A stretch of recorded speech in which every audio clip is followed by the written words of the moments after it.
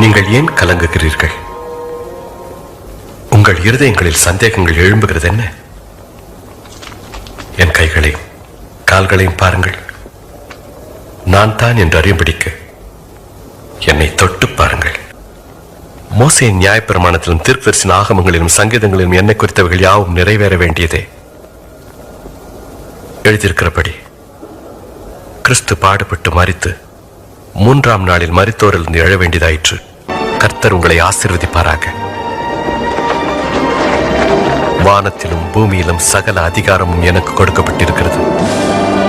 ஆகையால் நீங்கள் புறப்பட்டு போய் சகல ஜாதிகளையும் சீஷராக்கி பிதா, குமாரன், பரிசுத்த ஆவியின் நாமத்தில் ஞானஸ்நானம் கொடுங்கள். நான் உங்களுக்கு கட்டளையிட்ட யாவையும் கைக்கொள்ளும்படி அவர்களுக்கு உபதேசம் பண்ணுங்கள். இதோ உலகத்தின் முடிவு பரியந்தம் சகல நாட்களிலும் நான் உங்களுடனே கூட இருக்கிறேன். ஆமென்.